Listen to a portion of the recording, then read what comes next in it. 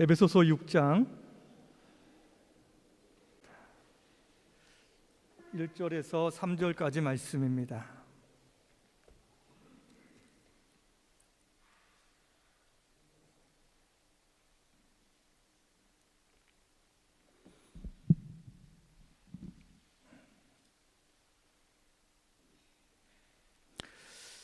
제가 하나님의 말씀을 봉독하도록 하겠습니다. 자녀들아, 주 안에서 너희 부모에게 순종하라. 이것이 옳으니라. 내 아버지와 어머니를 공경하라. 이것은 약속이 있는 첫 계명이니 이로써 내가 잘되고 땅에서 장수하리라. 아멘.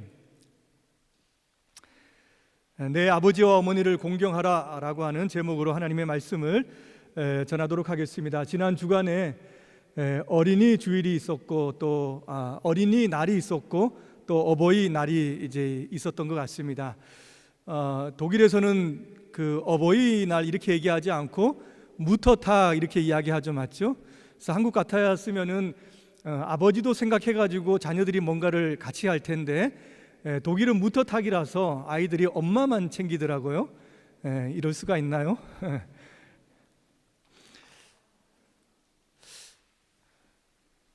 부모님에 대한 공경의 말씀을 이제 이번 주에 전하려고 생각을 하면서 두 가지 마음이 들었습니다. 첫 번째는 저 자신도 참으로 이제 부족하다라고 하는 생각과 좀 마음이었고요.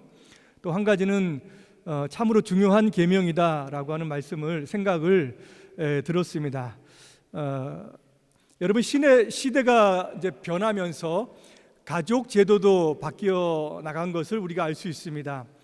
과거에는 많은 경우 가족 형태가 대가족 제도였습니다. 토인비라고 하는 사람이 한국에서 가져오고 싶은 것이 하나 있는데 그것이 대가족 제도였다라는 말을 했다고 합니다. 한 지붕 아래 이제 3대가 살지 않습니까? 할아버지 살고 아버지 살고 또 자녀가 살아갑니다. 지금도 그렇게 살아가지 않는 살아가는 가족들이 있긴 하지만은 쉽게 이제 찾아볼 수는 없는 그런 형태인 것 같습니다. 이런 대가족 제도가 주는 장점이라고 하는 것이 있죠. 가정과 사회의 질서를 어떻게 보면 자연스럽게 잘 배울 수 있다라고 하는 그런 점입니다. 부모는 자녀를 잘 양육하려고 하고 또 자녀는 부모에게 순종하고 공경하는 이런 것들을 자연스럽게 배울 수 있다라고 하는 거죠. 그 안에서 인간이 가져야 되는 기본적인 예의들, 태도들, 또 사회를 살아가는 데 있어가지고 필요한 성품들을 이제 기를 수 있습니다. 오늘날 사회가 좀 각박해지고 메마른 이후에는 아마 이런 질서들이 사라진 것도 하나의 이유가 있지 않을까라는 생각을 해 보기도 합니다. 오늘날 대부분의 많은 경우 이제 가족 제도가 핵가족 제도이죠. 핵가족 제도입니다. 여러분, 한국 같은 경우는 혼자 사는 가족을 1인 가족이라고 이야기를 하더라고요. 그런데 이것이 전체 약 40% 가까이 되면서 사실은 가장 보편적이고 가장 많은 가구의 형태라고 이렇게 이야기해요. 한국에서는 가장 많은 가족의 형태가 바로 1인 가족이다 이렇게 이야기하는 거죠. 물론 이제 혼자 산다고 해가지고 예의가 없거나 사회 질서를 배우지 못하고 그런 것은 아니죠. 그렇지만은 과거보다는 부모를 공경하거나 또 윗사람을 존중하는 그런 태도는 훨씬 약해졌다라고 하는 것을 우리가 부인할 수는 없는 것 같습니다. 5월달을 사람들은 가정의 달이라 이렇게 생각하고 부릅니다. 어버이날, 어린이날 이렇게 이제 있기도 하고요. 또 이런 것들을 생각해서 가족이라고 하는 것의 소중함들을 이제 다시 한번 생각하는데, 생각해 보면 이런 날조차 없으면은 세상이 얼마나 더 부모와 자식 간의 그런 관계가 삭막해질까라고 하는 그런 생각도 들었습니다. 교회도 그런 영향으로 어린이 주일 또 어버이 주일, 어떤 교회들은 스승의 주일까지 만들어 가지고 그렇게 지키기도 하는데, 사실 주일이라고 하는 이런 용어 앞에 무엇인가 다른 것을 붙이는 것은 성경적이지는 않습니다. 어린이 주일, 어버이 주일 이것을 우리가 지키자라고 하는 것은 사실은 성경적이지는 않아요. 주일에 신자들이 생각하고 또 예배하고 경배해야 되는 대상은 오직 하나님 한 분이기 때문에 그렇습니다. 부활주일, 이것은 예수 그리스도의 분명한 날이기 때문에 우리가 생각할 수 있지요. 예를 들어서 성탄주일이다. 사실은 예수님 생일 아무도 모릅니다. 그래서 이 교도의 것을 가지고 왔다라고 생각해서 지키지 않는 그런 교회들도 있지만, 예수님께서 이 땅에 성육신 한 것만큼은 너무 중요한 교리이기 때문에 다시 한번 짚어보는 것은 우리에게 소중한 그런 시간이 될 수가 있지요. 그래서 어버이 주일, 어린이 주일로 우리가 생각하는 것은 좀 지나친 면이 있지만, 그래도 하나님을 더 잘 섬기고 또 하나님의 뜻을 이 시대 가운데에 더 분명하게 우리가 나타내기 위해서 이런 시기에 우리가 이런 이슈들을 다루는 것은 좀 필요한 일이라는 생각이 듭니다. 특별히 오늘 같은 시대에도, 오늘 같은 주일에도 하나님께서는 분명히 이 시대에도 내 부모를 공경하라라고 하는 말씀을 분명히 우리에게 명하시기 때문이죠. 여러분 한번 생각해 보시기 바랍니다. 왜 우리 부모님들을 우리가 순종하고 공경해야 하는가라고 하는 거예요. 그 이유가 무엇입니까? 오늘 1절의 말씀을 보게 되니까 자녀들아 주 안에서 너희 부모에게 순종하라, 이것이 옳으니라 라고 말씀을 하고 있습니다. 사도 바울은 이제 하나님의 계명을 끌어서 가지고 오면서 이렇게 하는 것은 옳기 때문이다 라고 말씀하고 있습니다. 여기 옳다라고 하는 단어는 우리가 일반적으로 생각하는 옳다라고 하는 그런 의미 외에 공정하다, 바르다, 의롭다라고 하는 그런 뜻이 있습니다. 그러니까 도덕적으로, 법적으로, 또 관계적으로 이것은 굉장히 적합하고 부합하다라고 하는 그런 상태를 가리킬 때에 이 단어를 지금 쓰고 있다라고 하는 거예요. 자녀가 부모에게 순종하는 것은 지극히 자연스럽고 정상적이고 당연한 것이다라고 하는 거죠. 맞죠? 이것은 특별한 설명을 하지 않아도 하나님께서 두신 이 자연세계 만물 가운데에서, 하나님께서 두신 창조 질서 가운데에서 지극히 정상적이고 자연스러운 것이다라고 하는 거예요. 사람들이 의심하지 않고 저건 당연해 라고 생각하는 것들이 있습니다. 어미 새들은 새끼를 낳으면은 그 새끼들을 위해서 하루 종일 먹이를 가지고 와서 이제 입에 넣어주는 것, 이거 자연스러운 거죠. 맞죠? 당연한 것이라고 사람들이 생각을 합니다. 아침에 해가 떠서 동쪽에 떠서 서쪽으로 지는 것, 이거 당연한 거죠. 봄, 여름, 가을, 겨울 누구도 의심하지 않고 그것은 그냥 받아들입니다. 물은 위에서 아래로 흐른다. 아래에서 위로 흐르는 물이 더 이상한 거죠. 맞죠? 사람들은 그것을 너무나도 지극히 받아들인다라고 하는 거예요. 큰 문제가 되지 않습니다. 이처럼 자녀가 자기를 낳아준 부모에게 순종하는 것도 이와 같다는 거예요. 이유를 불문하고 그건 지극히 정상적인 거다라고 하는 거예요. 사람이 태어나면서 세상에서 가장 먼저 맺는 관계가 부모와 자식 간의 관계입니다. 이 관계 안에서 부모는 자식을 사랑하고 양육하고 또 자식은 부모를 순종하고 따라갑니다. 그것이 가장 기본적인 사회 질서가 되는 거죠. 이것은 어릴 때만 형성되는 그런 관계가 아니라 사실은 부모와 관계가 끊어질 때까지 계속 이어지는 그런 자연스러운 관계입니다. 이런 관계가 올바르게 형성될 때에 가정과 사회와 그 모든 그 사회는 굉장히 질서 있고 안정되게 유지된다라고 하는 거예요. 이 관계가 어긋나면은 그 사회는 불안할 수밖에 없습니다. 그래서 여러분 잘 보시면은 세상의 법률도 보시면은 대부분 사람들이 저지른 범죄에 대해서는 처벌 규정이 정해져 있어요. 대부분. 그런데 그 중에서 자식이 부모나 자기 조부모에 관계해가지고 범하는 죄는 가중처벌하게 되어져 있습니다. 가족 중에 자기 부모, 자기 조부모에 대한 관계를 뭐라고 이야기합니까? 존속 관계라고 이렇게 얘기하죠. 존속. 그래서 거기에서 벌어지는 악행과 범죄에 대해서는 분명히 가중처벌하게 되어져 있습니다. 예를 들자면은 살인을 했다. 그러면 이제 세상 가운데에서는 그 형량도 대부분 정해져 있어요. 그런데 존속살인의 같은 경우에는 무기징역이나 사형으로 처벌합니다. 엄중하게 처벌하는 것이죠. 이해가 될 만한 요소가 있지 않을까요? 법리적으로 따져봐야 될 요소가 있지 않을까요? 사람들은 생각하지만 이런 범죄 같은 경우는 그 어떤 이유보다 그 저지른 악행이 더 나쁘기 때문에 그것은 반인륜적이고 또 반폐륜적이고 폐륜적이고 또 사람의 기본적이고 자연적인 질서들을 다 파괴하는 것이기 때문에 그것은 엄중하게 처벌한다는 거죠. 부모는 자기 뿌리인데 맞죠? 그 뿌리에 대해서 해하는 것은 결국은 자기 존재를 부정하는 일이기도 합니다. 그래서 부모와 자식 간의 그 관계가 사회 질서를 유지하는 근간이기 때문에 이것을 파괴하는 것이기 때문에 그러한 법률에 대해서는, 그러한 죄에 대해서는 엄중하게 세상이 처벌을 하는 것이죠. 사람들이 이것이 옳은 것이다라고 하는 것을 알매도 불구하고 이것을 지키지 않는 이유가 무엇입니까? 부모에게 순종해야 된다는 것을 알매도 불구하고 여러분 세상의 뉴스들을 보게 되면은 참혹한 일들이 벌어지지 않습니까? 왜 그렇습니까? 그것은 세상이 악하기 때문입니다. 악한 세상은 항상 늘 의로운 것이 아니라 불의하기 때문입니다. 그래서 부모를 거역하는 것 어찌 보면은 이상한 일이 아니에요. 하나님을 떠나고 하나님의 말씀을 거역하는 그런 세상 가운데에서 항상 벌어졌던 일이기도 합니다. 여러분 로마서 1장을 보게 되면은 하나님이 세상을 창조하시고 나가지고 그 창조한 세상을 사람들이 알지 않습니다. 하나님 앞에 영광 돌리지 않아요. 하나님을 거부합니다. 그런 세상 가운데 하나님은 그들이 원하는 대로 내버려 두는 그런 모습들이 나오는데 그 특징들을 쭉 이렇게 나열하고 있습니다.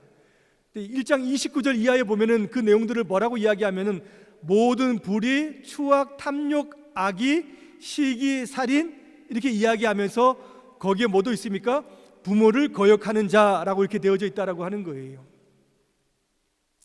그러니까 불의한 세상 가운데서는 늘 나타나는 현상이 뭐라고요? 부모를 거역하는 것은 당연하게 나타난다라고 하는 겁니다. 여러분 이스라엘이 멸망할 때에 에스겔이라고 하는 선지자는 너희들 예루살렘이 왜 심판받는지 아느냐라고 하면서 지적하는 내용들이 나옵니다. 그 가운데 하나가 뭐냐면은 바로 부모를 업신여겼기 때문이다라고 이렇게 이야기를 하는 거예요. 그래서 부모를 거역하는 것은 항상 하나님께서 세상을 심판하기 전에 종말에 나타나는 현상이기도 하다라고 하는 거예요. 디모데후서 3장 1절의 말씀을 보게 되면은 너는 이것을 알라 말세에 고통하는 때가 이르러 사람들이 자기를 사랑하고 돈을 사랑하고 그리고 어떤 것입니까? 부모를 거역하고 말세의 특징 가운데 그런 것이 동일하게 나타난다라고 하는 거죠. 그래서 TV에 나오는 종종 우리가 듣는 반인륜적이고 폐륜적인 뉴스는 우리 시대에만 있는 새로운 것이 아니라 어느 시대에나 하나님을 따르지 않고 그 말씀을 거역하는 시대 가운데는 항상 나타났던 모습이기도 한다라고 하는 거예요. 여러분 이런 세상 가운데에 하나님을 믿는 백성, 하나님을 따르는 백성은 어떤 모습을 보여야 되겠냐라고 하는 거예요. 하나님이 선택해서 부르신 백성들에게는 뭐라고 이야기합니까? 그 사도 바울은 뭐라고 이야기합니까? 자녀들아 얘기 앞에 주 안에서라고 얘기하지 않습니까? 주 안에서. 주 안에서라고 하는 이 말은 많은 의미가 있을 겁니다. 그런데 이렇게 생각할 수가 있는 거죠. 예수 그리스도를 주로 믿는 너희들은 어떻게 살아야 되겠느냐라고 하는 것을 담고 있는 겁니다. 너희들만큼은 부모에게 순종하고 부모를 거역하는 세상과는 다른 모습으로 너희들이 구별되어서 살아가야 되지 않겠느냐라고 이 사도 바울이 우리들에게 요구하는 그런 내용이기도 하다는 거죠. 주 안에 있는 부모는 자녀를 사랑으로 양육하는 것이 당연하듯이 주 안에 있는 자녀들은 부모에게 순종하는 것이 당연하다라고 하는 것, 이것이 신앙 가운데 드러나야 될 모습이다라고 우리들에게 가르쳐주고 있는 겁니다. 그래서 그렇게 살도록 하기 위해서 하나님께서는 특별히 무엇을 두셨습니까? 10계명이라고 하는 그 계명 가운데에 5번째 계명으로 부모를 공경하라라고 이렇게 명하시고 있는 거죠.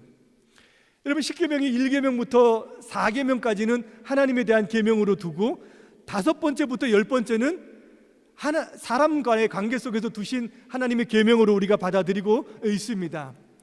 생각해 보면은 살인하지 말라라고 하는 것이 더 앞에 나와야 되지 않을까라는 생각이 들기도 해요. 사람들을 죽이는 것만큼 나쁜 것이 있지 않나? 라고 생각하는데 하나님께서는 부모를 공경하라라고 하는 이 계명을 살인하지 말라라고 하는 계명 앞에 두었다라고 하는 것을 여러분 기억을 해야 됩니다. 왜 그럴까요? 부모를 제대로 공경하는 사람은 살인할 이유가 없기 때문이기도 할 것입니다. 그리고 이 계명은 하나님과 인간 사이의 중간에 있는 역할을 하는 그런 계명이기도 하기 때문에 부모 공경을 이렇게 이야기하는 거죠. 십계명을 이야기하면은 신약 시대에 살고 있기 때문에 이것이 큰 의미가 있지 않겠느냐라고 생각하는 분들이 있을지 모르겠는데요. 십계명은 하나님께서 주신 도덕법입니다. 이것은 하나님의 법이에요. 영원하신 하나님께로 나오기 때문에 이 법들은 전부 다 영원한 법들입니다. 그리고 선하신 하나님께로부터 나오는 법이기 때문에 이 십계명도 선한 법이에요.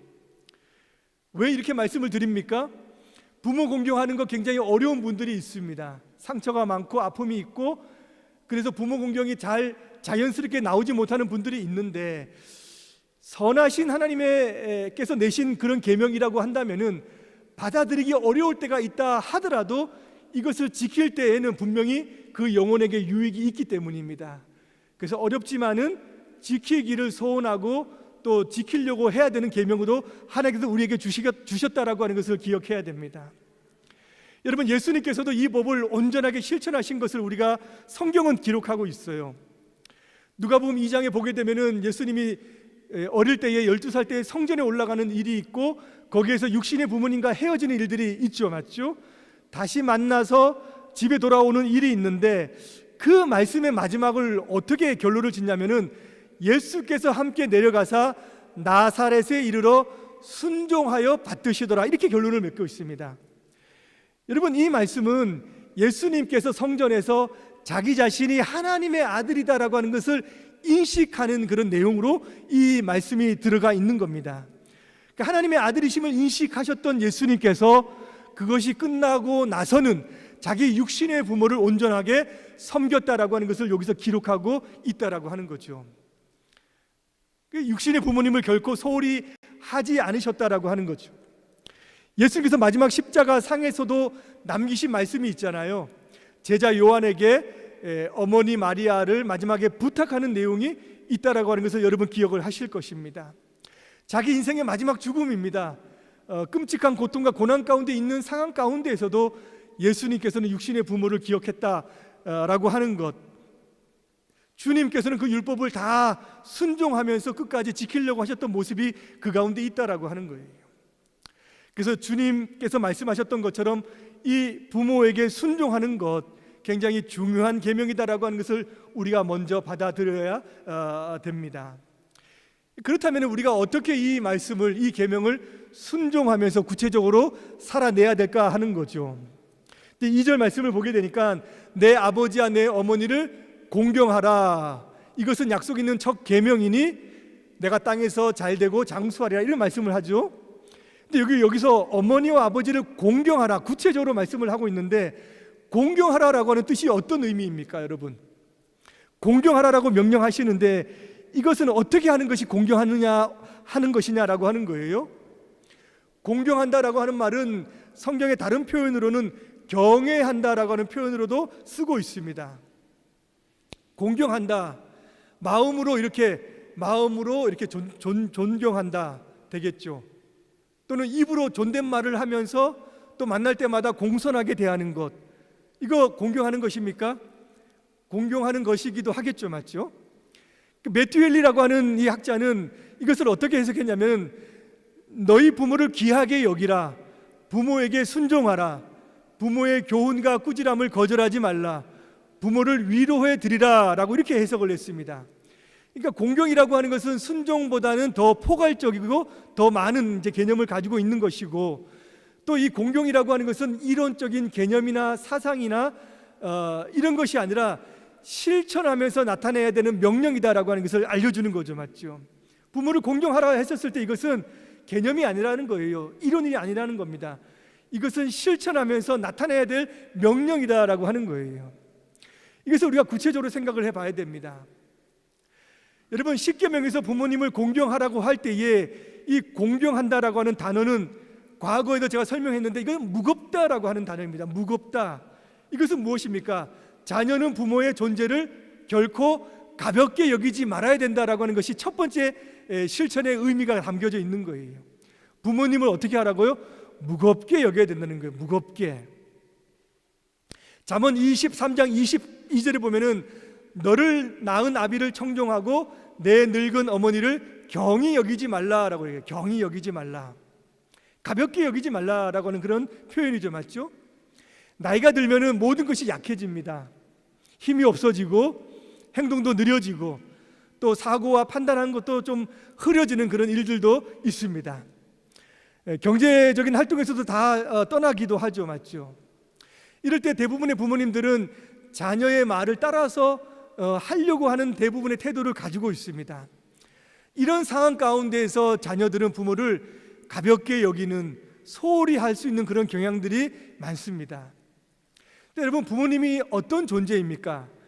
하나님께서 부모님을 어떤 존재로 우리에게 주셨느냐라고 하는 거죠. 어떤 시작자는 부모를 하나님의 창조의 협력자라고 이렇게 이야기합니다. 하나님의 창조의 협력자. 여러분, 전능하신 하나님은 모든 것을 다 하실 수 있는 분입니다. 말씀 하나로도 세상을 창조하신 분이에요.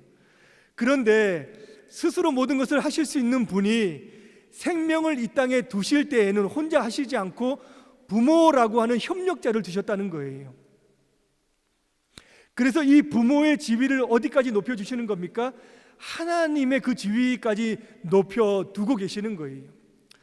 그래서 유대인들은 부모는 하나님의 그림자다라고 이렇게 그들은 생각하고 말하기도 했습니다. 그래서 결국 부모를 존중하는 것은 하나님을 존중하는 것이고요, 하나님께 감사하는 것은 부모에게 감사하는 것이기도 합니다. 부모에게 감사하는 것은 자기를 낳아주신 하나님께 감사하는 것과 같기도 하다라고 하는 거예요. 그래서 실제 여러분, 성경을 보게 되면은 그 부모에 대한 존재를 하나님에 대한 존재와 방불할 정도로 여기는 그런 내용들이 많습니다. 그 가운데 특징적인 것은 부모에게 저주하거나 부모에게 악행하는 자녀를 처벌하는 내용들이 나오거든요. 그 내용들은 하나님을 모독해왔을 때에 심판하고 처벌하는 내용들과 똑같습니다. 여러분, 하나님을 이름을 모독해요, 하나님을 저주해요. 그러면 어떻게 하도록 되어져 있습니까? 돌로 쳐서 죽이도록 되어져 있습니다. 그래서 신성 모독이 굉장히 큰 벌이죠. 맞죠? 근데 부모님을 모독하거나 부모님을 저주하는 자식은 어떻게 처벌하라고 되어져 있습니까? 감옥에 가둬가지고 30일 동안 밥 먹이지 말라, 이렇게 하지 않습니다. 그 자녀들도 돌로 쳐서 죽이도록 되어져 있습니다. 그만큼 그 지위와 존재가 어떻다는 거예요? 하나님과 비교해서도 가볍지 않은 존재로서 하나님은 그 가치를, 그 위치를 정해주셨다라고 하는 겁니다.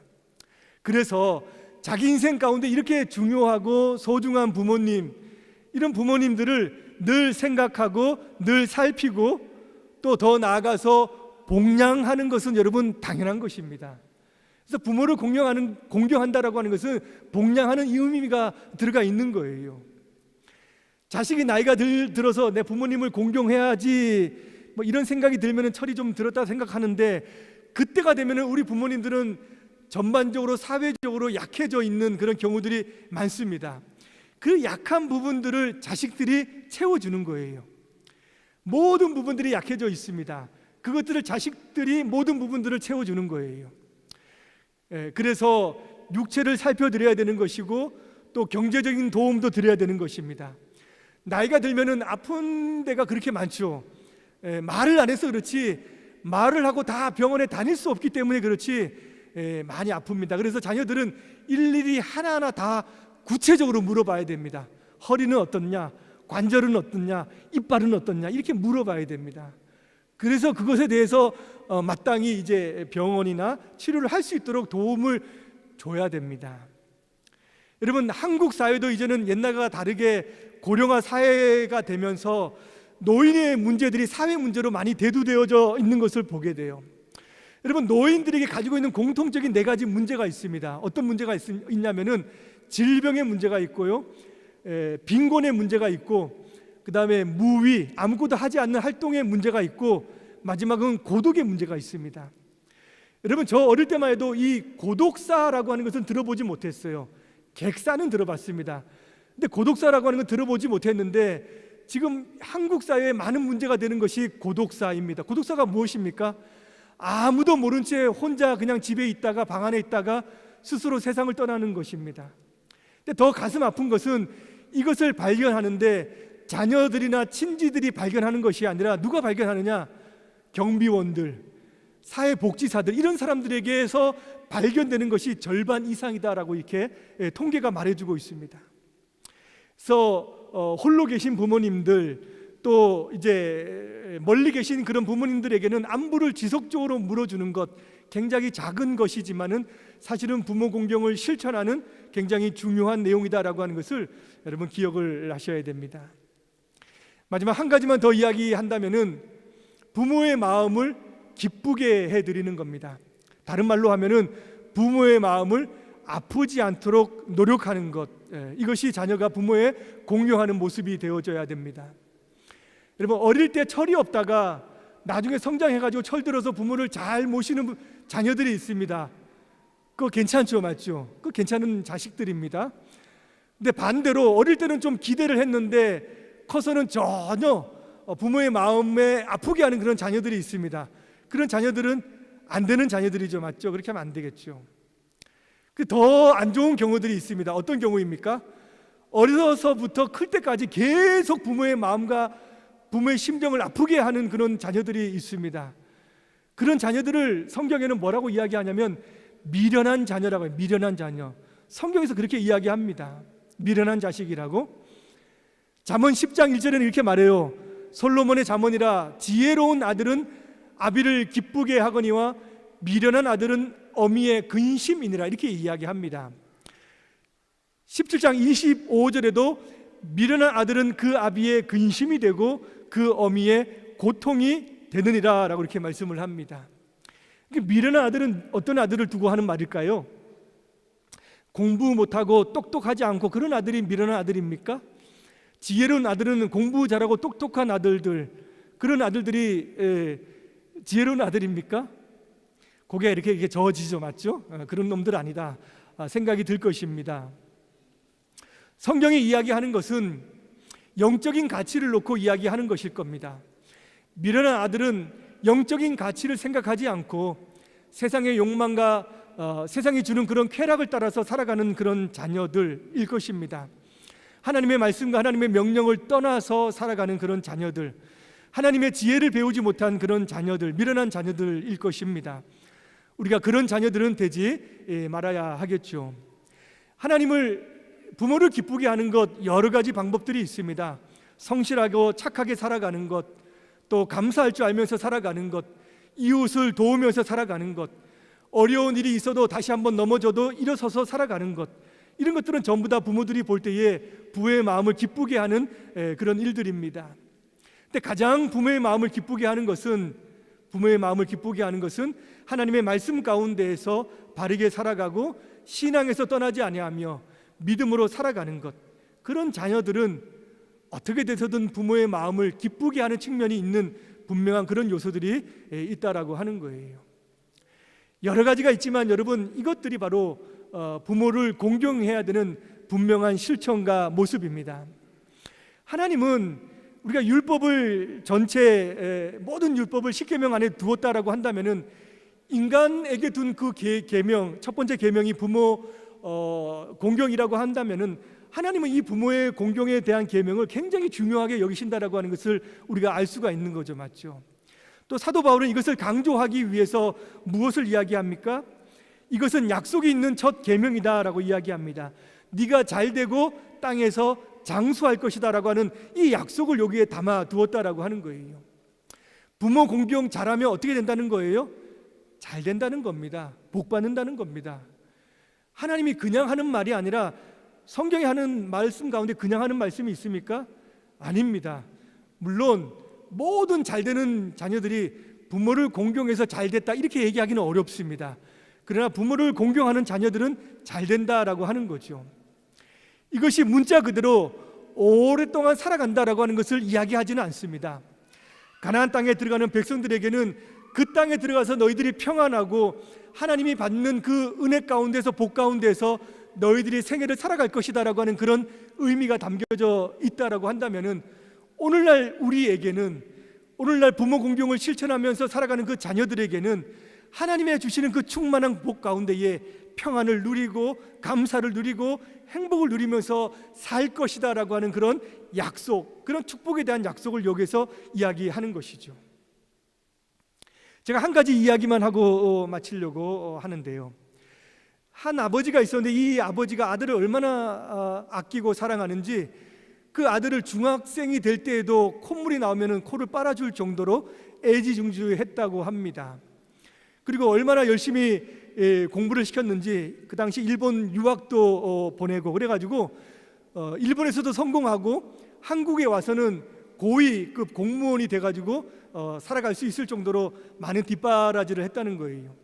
그 하루는 이제 그 시골에 있는 아버지가 아들이 보고 싶어가지고 보따리를 싸가지고 좋아하는 거, 그래서 이제 그 건물로 직장으로 갔다는 거죠. 그 낮에 이제 정문에 가니까는 경비원들이 있잖아요. 그 사람들한테 내가 누구누구를 만나러 왔다 이렇게 이야기하니까는 뭐 높은 사람이니까 다 알잖아요. 그래서 얘기가 나온 거죠. 누구십니까 물어보니까는 아버지라고 이렇게 이야기했다는 거죠.